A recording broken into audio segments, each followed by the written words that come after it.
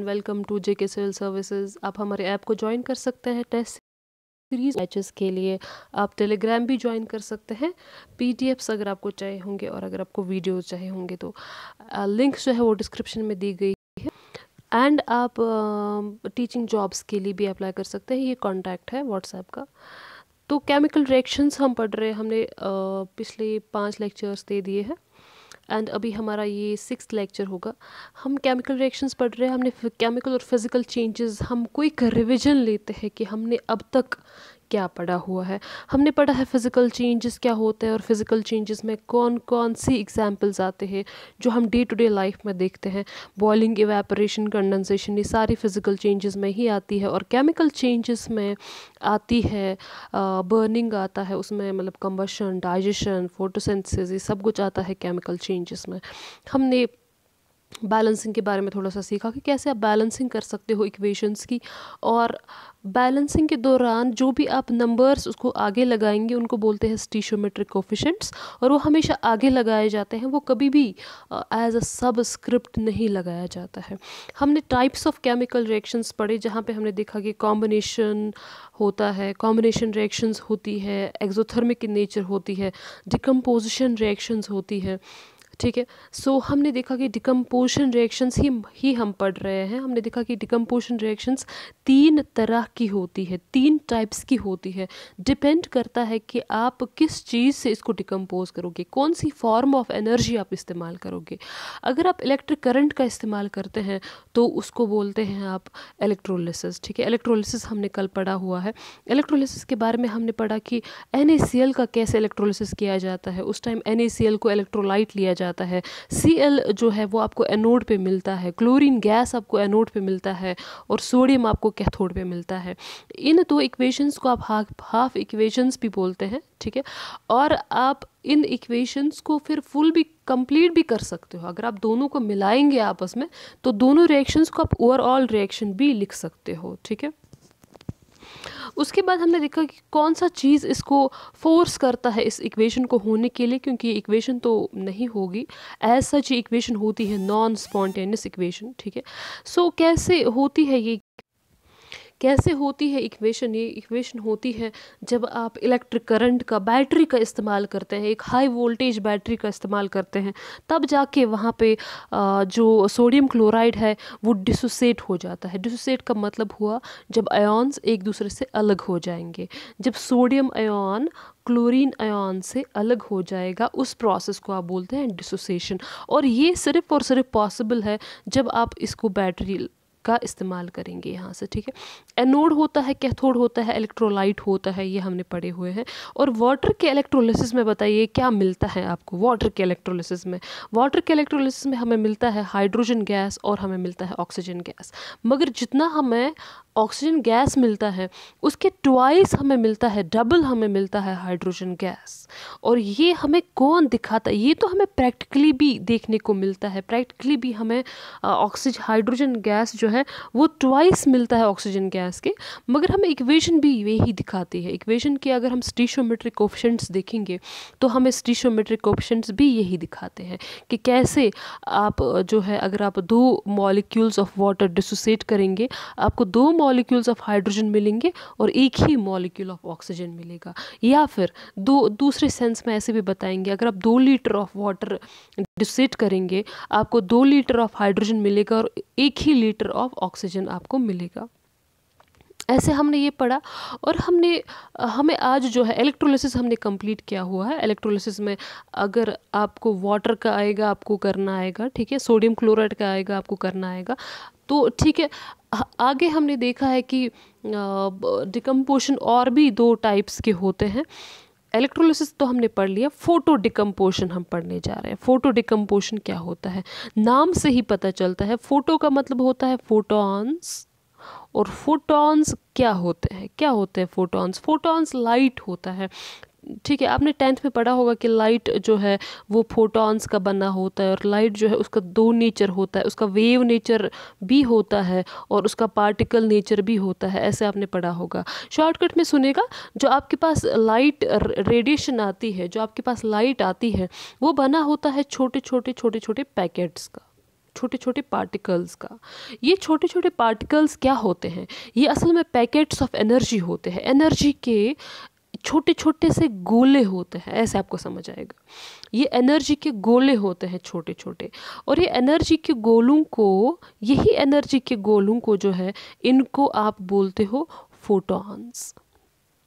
हमें तो यहाँ पे फोटॉन्स डिस्कस नहीं करना है, मैं बस आपको बोलती हूँ कि फोटो क्यों हम इसको बोलते हैं, ठीक है। फोटॉन्स हम इनको बोलते हैं। और ये जो फोटॉन्स होती हैं, ये जो एक फोटॉन होता है, इसको हम क्वांटा भी बोल सकते हैं, या फिर फोटॉन ही हम यूजुअली इसको बोलते हैं। तो फोटॉन की जो एनर्जी होती है, इस एक फोटॉन की जो एनर्जी होती है, वो बराबर होती है h न्यू के। मैथमेटिकली हम ऐसे लिखते हैं, हम मैथमेटिकली दिखाते हैं कि जो एक फोटॉन होता है, जो सूरज से एक एक फोटॉन आता है, उस एक एक फोटॉन की जो एनर्जी होती है वो h न्यू के बराबर होती है। अब आप बोलेंगे h क्या होता है? h होता है प्लैंक्स कांस्टेंट, एक कांस्टेंट होता है जिसको आप बोलते हैं प्लैंक्स कांस्टेंट। इसमें मत जाए। न्यू होता है फ्रीक्वेंसी, लाइट की कितनी फ्रीक्वेंसी होगी, कितनी फ्रीक्वेंसी होगी इस पार्टिकल की, ठीक है, उसको आप बोलते हो न्यू। तो एनर्जी होती है h न्यू के बराबर इस फोटॉन की। इसलिए जब भी आप रिएक्शन दिखाते हो, हमेशा नहीं मगर कभी कभी जब आप इस फोटो डिकम्पोजिशन को दिखाते हो, आप इस एरो के ऊपर h न्यू लिखते हो। तो h न्यू क्या है? h न्यू है कि आप इसको लाइट दे रहे हो, ठीक है, एनर्जी दे रहे हो, मगर किस शक्ल में दे रहे हो? लाइट की शक्ल में दे रहे हो। और ये लाइट क्या होता है? Light is made up of photons. और ये फोटॉन क्या होता है? फोटॉन एक पैकेट ऑफ एनर्जी होता है। और इस पैकेट ऑफ एनर्जी मैंने बोला ना, तो इस एनर्जी जो होती है, इसकी एनर्जी E जो है बराबर होता है h न्यू के। Every photon has its own energy, and इसकी एनर्जी जो होती है बराबर होती है h न्यू के, ठीक है। इसलिए जब भी हम फोटो डिकम्पोजिशन दिखाते हैं, हम ऊपर इसको लिखते हैं h न्यू, ठीक है। तो ये बात आपको समझ में आ गई होगी। तो केमिकल कंपाउंड जो है, अगर आप केमिकल कंपाउंड्स को इन्हीं फोटॉन्स के ज़रिए, इसी लाइट के ज़रिए डिकम्पोज करेंगे, इसी लाइट के ज़रिए, इन्हीं फोटॉन्स के ज़रिए डिकम्पोज करेंगे, उसको आप बोलेंगे फोटो डिकम्पोजिशन। यहाँ देखिएगा हमने लिखा है कि सिल्वर क्लोराइड को, इसको याद रखिएगा इस इक्वेशन को, हमने लिखा है कि सिल्वर क्लोराइड को जब भी आप लाइट डालते हो ऊपर से, वहाँ मिलता है आपको सिल्वर और मिलता है क्लोरीन। असल में आप क्या काम करते हो? आप सिल्वर क्लोराइड जो होता है ना, सिल्वर क्लोराइड वो वाइट कलर का होता है, यहाँ पे हमने मेंशन भी किया हुआ है, देखिए सिल्वर क्लोराइड वाइट कलर का होता है। और चूंकि ये वाइट कलर का होता है, तो जब भी आप इसको, अगर आप इसको एक किसी चाइना डिश में, किसी भी चीज़ में रखेंगे ना, और फिर लाइट में रखेंगे, डायरेक्ट सनलाइट में रखेंगे, तो कुछ टाइम के बाद जब आप देखोगे, वहाँ जाओगे और देखोगे कि इसको क्या हुआ होता है, तो वहाँ पे इसका कलर चेंज हुआ होता है, इसका कलर वाइट नहीं रहा होता है। जो आपने ये वाइट क्रिस्टल्स वहाँ पे रखे थे, अब ये वाइट नहीं होंगे, इनका कलर चेंज हुआ होगा ग्रे में, ये ग्रे कलर के होंगे अब, ठीक है। तो ये ग्रे कलर के कैसे हुए होते हैं? क्योंकि जो आपका ये सिल्वर क्लोराइड होता है, ये लाइट की प्रेजेंस में ये डिकम्पोज हो जाता है, टूट जाता है। और जब ये टूट जाएगा तो किस में कन्वर्ट हो जाएगा? सिल्वर में और क्लोरीन में। और सिल्वर जो होता है ग्रे कलर का होता है, ठीक है। तो this mean silver chloride white colour का होता है, सिल्वर ग्रे कलर का होता है। तो कल को अगर आपको ये क्वेश्चन आ जाए कि if we keep silver chloride in direct sunlight for some time, the color of the silver chloride changes to gray because of which of the following reactions? ठीक है, तो वहाँ पे आंसर उसका होगा बिकॉज ऑफ फोटो डिकम्पोजिशन, ठीक है। ऐसे ये आप याद रखिएगा, ये तो एनसीईआरटी में भी मेंशन है, तो ये आप याद रखिएगा। हम एनसीईआरटी का भी कवर कर रहे हैं यहाँ पे, आप उसका ये टेंशन मत लीजिएगा। तो हमने दिखाई है आपको दूसरी जो इक्वेशन यहाँ पे हमने दिखाई है आपको, हाइड्रोजन परऑक्साइड होता है, बोलते हैं हम इसको, H2O2 को हम बोलते हैं हाइड्रोजन परऑक्साइड। हाइड्रोजन परऑक्साइड को भी जब हम डायरेक्ट सनलाइट में रखते हैं, तो एक तो वहाँ पे ऑक्सीजन गैस निकलता है, ऑक्सीजन गैस, और दूसरा वहाँ पे वाटर रिलीज हो जाता है।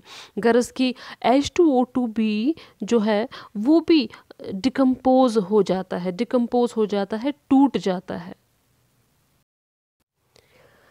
ठीक है, तो ये तो हो गया फोटो डिकम्पोशन। जब आपका कंपाउंड डिकम्पोज हो जाएगा, टूट जाएगा, मगर फोटॉन्स के ज़रिए, लाइट के ज़रिए, उसको आप बोलते हैं फोटो डिकम्पोशन। हमें लास्ट वाला, इसका डिकम्पोशन का जो लास्ट वाला टाइप है वो है थर्मल डिकम्पोशन। तो डिकम्पोशन की 3 टाइप्स मैंने आपको पहले ही बोली थी कि एक तो है थर्मल, फोटो है और इलेक्ट्रोलिटिक है। इलेक्ट्रोलिटिक थोड़ा सा डिकम्पोशन हमने पढ़ लिया है, और हमें यहाँ पे देखना है कि थर्मल डिकम्पोशन क्या होता है। थर्म का मतलब क्या होता है? हीट होता है मतलब। और हीट को आप कैसे डिनोट करते हो? एक छोटी सी ट्रायंगल से आप इस हीट को डिनोट करते हैं। जब भी एरो के ऊपर एक छोटी सी ट्रायंगल आ जाए, उसका मतलब है कि ये कंपाउंड डिकम्पोज हो चुका है, मगर किसकी प्रेजेंस में? हीट की प्रेजेंस में। तो अगर हीट की प्रेजेंस में कंपाउंड डिकम्पोज हो जाएगा, उस प्रोसेस को बोलेंगे हम थर्मल डिकम्पोशन। तो ये रिएक्शन भी आपको याद रखनी पड़ेगी।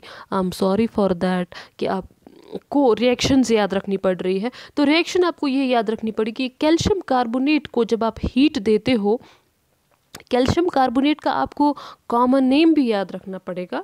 इसका कॉमन नेम होता है लाइमस्टोन।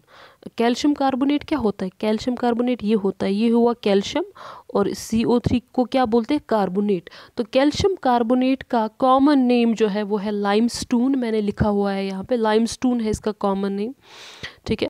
और यही लाइमस्टोन जो है, जब आप इसी लाइमस्टोन को हीट देते हो, बहुत ही ज़्यादा हीट देते हो, तो वहाँ पे कार्बन डाइऑक्साइड बाहर निकलता है। कार्बन डाइऑक्साइड CO2 बाहर निकलता है। जब वहाँ पे CO2 बाहर निकलेगा तो पीछे क्या रह जाएगा? पीछे देखिए क्या रह जाएगा? कैल्शियम और एक ही ऑक्सीजन, है ना।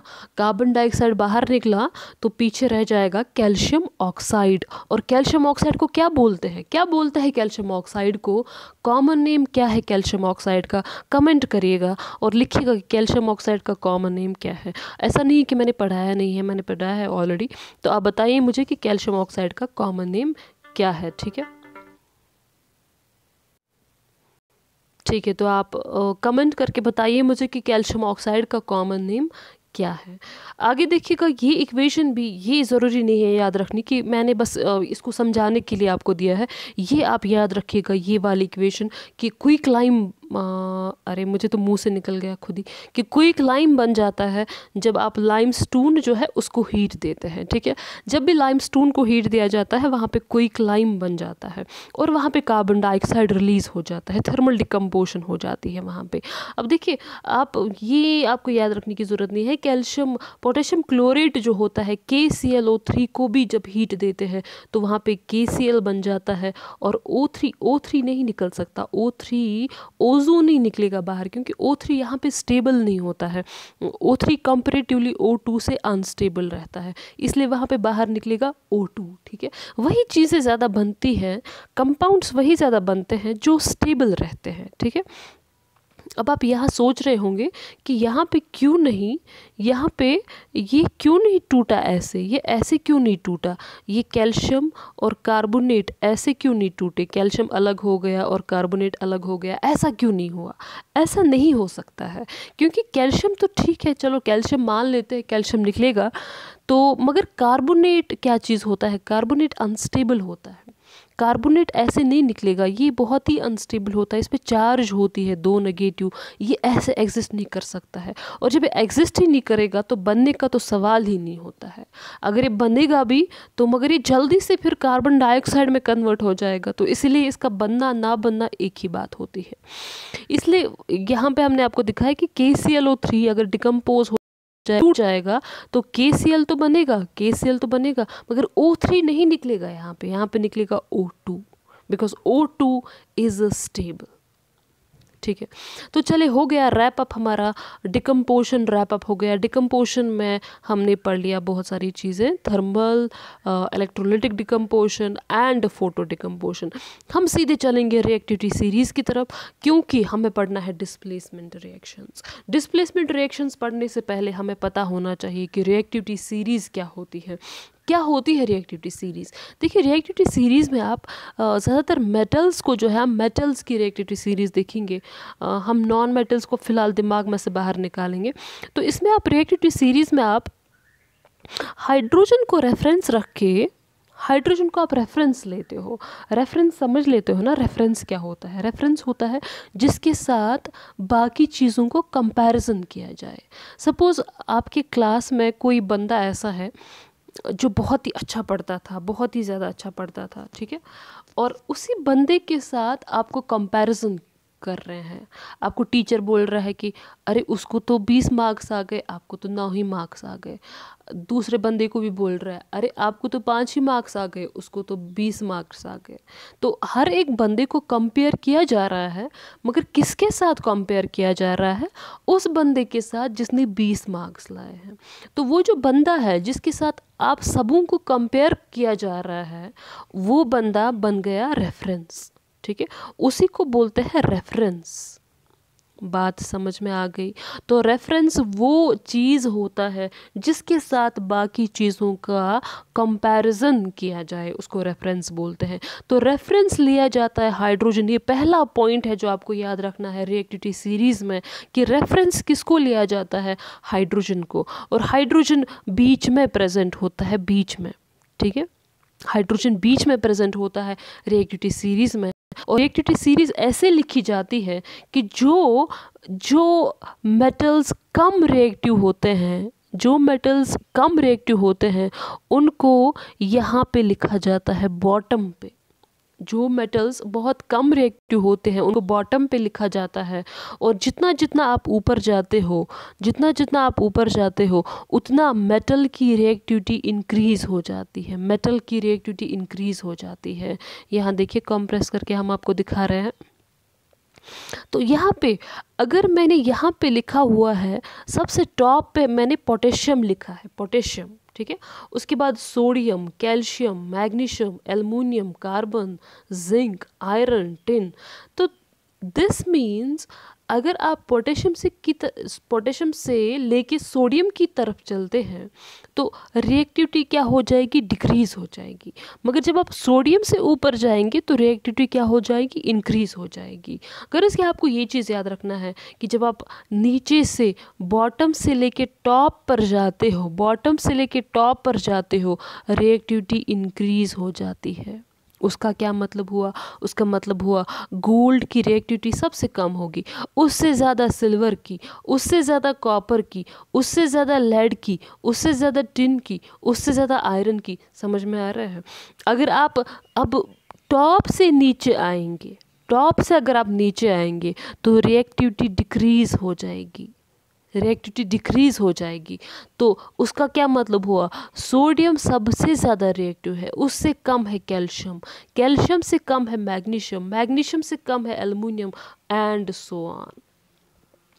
ठीक है, तो ये तो आपको समझ में आ गया कि रिएक्टिविटी सीरीज़ क्या होती है। रिएक्टिविटी सीरीज़ में बॉटम से जब हम टॉप जाते हैं तो रिएक्टिविटी जो है इंक्रीज़ हो जाती है। वो क्या होता है रिएक्टिविटी? रिएक्टिविटी होता है कि जो मेटल्स होते हैं कितनी जल्दी ये किसी कंपाउंड के साथ रिएक्ट करेंगे, कितनी जल्दी रिएक्ट करेंगे।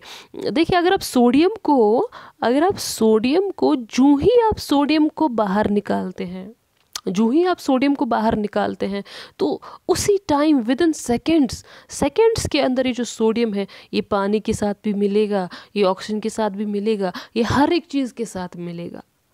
ठीक है, सो दिस मीन्स सोडियम सबसे बहुत ही ज़्यादा रिएक्टिव होता है सोडियम। लिथियम तो इससे भी ज़्यादा होता है। ठीक है, तो इसके बजाय अगर आप मैग्नीशियम लोगे तो ये तो आपने लिया होगा, आपने एक एक्सपेरिमेंट किया होगा 10th में, मैग्नीशियम रिबन को जलाने का एक्सपेरिमेंट। आपको एक एक्सपेरिमेंट था 10th क्लास में जहाँ पे था बर्निंग ऑफ मैग्नीशियम रिबन। तो वो मैग्नीशियम रिबन का बर्निंग हर किसी ने किया होगा क्योंकि मैग्नीशियम रिबन हर किसी लैब में अवेलेबल होता है। तो ये मैग्नीशियम रिबन को जब आपने बाहर निकाला, क्या उसने उसी टाइम रिएक्ट किया वाटर के साथ? नहीं। क्या उसने उसी टाइम ऑक्सीजन के साथ रिएक्ट किया? नहीं किया। तो आपको क्या करना पड़ा? हमें पहले इस मैग्नीशियम को यहाँ से ही इनिशिएट करना पड़ा, आग देनी पड़ी, यहीं से देनी पड़ी ना, हमें पहले आग देनी पड़ी, तब जाके ये ऑक्सीजन के साथ कंबाइन हुआ। ठीक है, दिस मीन्स कितना क्विकली एक मेटल मिलता है किसी कंपाउंड के साथ, एलिमेंट के साथ, उसको आप बोलते हो रिएक्टिव नेचर उसका। ठीक है, उस मेटल का। अब मसला ये है आप इसको याद कैसे रखेंगे। ये सीरीज़ तो बड़ी है, मुझे तो बड़ी लग रही है, इससे भी बड़ी है ये सीरीज़, मगर हमने नॉन मेटल्स को इस टाइम निकाला है और हमने कुछ मेटल्स को भी इससे बाहर निकाला है। तो कैसे आप इस सीरीज़ को याद रखेंगे जो कि आपके लिए इम्पॉर्टेंट है, कैसे आप इम्पॉर्टेंट इस चीज़ को याद रखोगे। तो आप इसको याद रखेंगे कैसे, देखिए मैंने यहाँ पे एक ट्रिक आपको दी है, इसको जूम कर लेते हैं। यहाँ पे एक ट्रिक है, तो ट्रिक क्या बताती है, ट्रिक बताती है ऐसे करके, प्लीज़ प्लीज़ मतलब पोटेशियम, स्टॉप स्टॉप मतलब सोडियम, कॉलिंग कॉलिंग मतलब कैल्शियम, मी मतलब मैग्नीशियम, ए मतलब aluminium, cute carbon, zebra zinc, instead iron, try tin, learning lead. ठीक है, ऐसे ही करके हाउ हाइड्रोजन, कॉपर कॉपर सीधे कॉपर, सेव्स सेव्स मतलब सिल्वर और गोल्ड। ठीक है, please stop calling me a cute zebra, instead try learning how copper saves gold. ऐसे करके आप अपनी भी ट्रिक बना सकते हो। ठीक है, ये आप याद रख सकते हो, ऐसे आप याद रख सकते हो। इससे भी बड़ी लंबी है ये सीरीज़, आप फिलहाल ऐसे ही ये याद रख सकते हो, आपको ये इतना ही इम्पॉर्टेंट है। ठीक है, सो यहाँ पे मैंने कुछ पॉइंट्स में भी लिखा है कि मेटल जो hydrogen are called active metal, जो हाइड्रोजन के ऊपर मेटल्स होते हैं, ध्यान रखिएगा, जो हाइड्रोजन के ऊपर मेटल्स आते हैं उनको बोलते हैं एक्टिव मेटल्स, और जो मेटल्स हाइड्रोजन से नीचे आते हैं उनको बोलते हैं इनर्ट मेटल्स। इनर्ट मेटल्स कहाँ कहाँ लिखा है, हाँ यहाँ है। तो मेटल्स जो हाइड्रोजन से नीचे है उनको बोलते इनर्ट मेटल। और यहाँ पे मैंने समझाया भी है, ऐसे वर्ड्स में भी समझाया है कि मेटल जो किसी दूसरे मेटल से ऊपर अगर कोई मेटल रखा होगा तो वो जो मेटल होता है वो उस दूसरे वाले मेटल से ज़्यादा रिएक्टिव होता है। ठीक है, ऐसे ही दूसरा भी वाइस वर्सा मैंने समझाया है आपको। तो यहाँ देखिएगा हाइड्रोजन के नीचे कौन से ये मेटल्स हैं, अरे ये तो सिल्वर है, गोल्ड है, प्लैटिनम भी आता है, प्लैटिनम भी आता है यहाँ पे, तो सिल्वर, मर्क्यूरी भी आता है इधर से। तो ये जो copper, silver, mercury, gold, platinum, ये मेटल्स ऐसे मेटल्स होते हैं जो कि उतने रिएक्टिव नहीं होते हैं, बहुत ही कम रिएक्टिव होते हैं। गोल्ड और प्लैटिनम तो बिल्कुल भी बहुत ही लीस्ट रिएक्टिव होते हैं, गोल्ड और प्लैटिनम। ठीक है, हाइड्रोजन के ऊपर कौन से मेटल्स है, बाकी के मेटल्स सारे के सारे कहाँ पे हाइड्रोजन के ऊपर ही रखे हुए हैं। तो इसको आप बोलते हो रिएक्टिविटी सीरीज। अब ये रिएक्टिविटी सीरीज आपको कैसे हेल्प करेगी डिस्प्लेसमेंट रिएक्शंस को समझाने में। देखिए, अगर आपको कभी ऐसे करके आएगा कि क्या पोटेशियम कैल्शियम को डिस्प्लेस कर सकता है, क्या पोटेशियम कैल्शियम को निकाल सकता है बाहर? हाँ, निकाल सकता है, क्योंकि पोटेशियम कैल्शियम से ज़्यादा ताकतवर है। अगर कैल्शियम किसी चीज़ के साथ जुड़ा होगा, सपोज एक्स के साथ, अगर कैल्शियम किसी चीज़ के साथ जुड़ा होगा एक्स के साथ, तो क्या ये कैल्शियम को ये पोटेशियम निकाल सकेगा? क्या ये इसकी जगह ले सकेगा?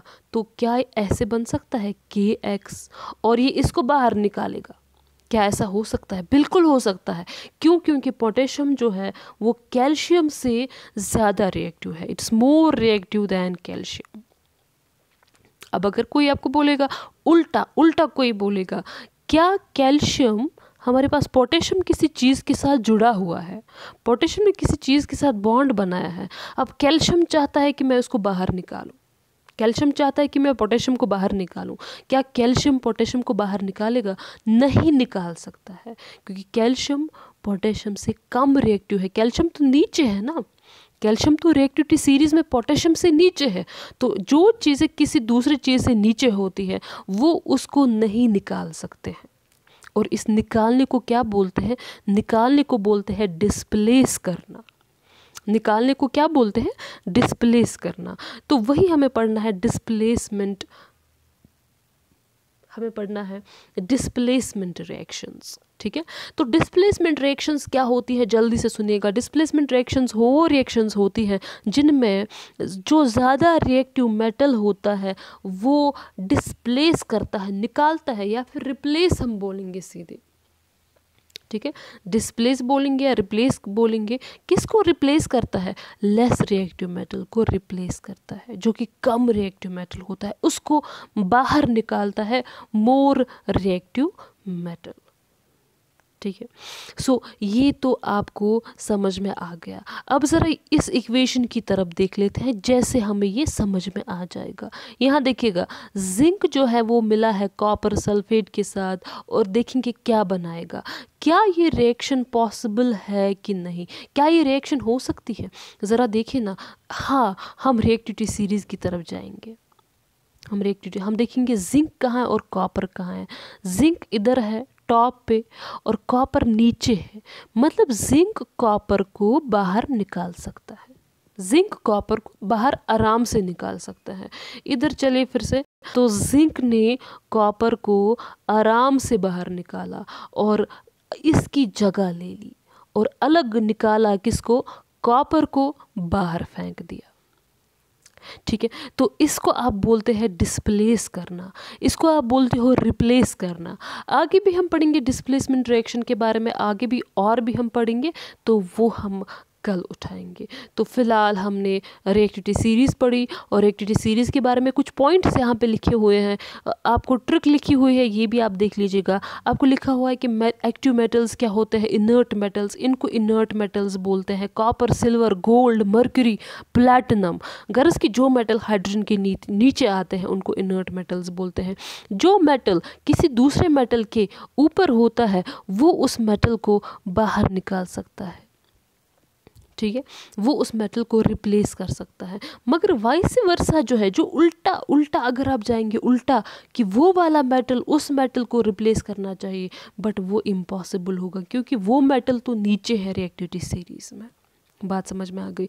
तो ऐसे हमने रैप अप कर लिया इसको। तो कल हम और पढ़ेंगे डिस्प्लेसमेंट रिएक्शंस जो है वो किस किस चीज़ में आपको इम्पॉर्टेंट है, कौन कौन सी इम्पॉर्टेंस है उसमें, डिस्प्लेसमेंट रिएक्शंस किस किस क्या क्या है उसकी इम्पॉर्टेंस, क्या क्या है, कहाँ कहाँ पे हमें ये लगता है डिस्प्लेसमेंट रिएक्शंस, और डबल डिस्प्लेसमेंट रिएक्शंस क्या होती है, और ऑक्सीडेशन रिएक्शंस क्या होती है।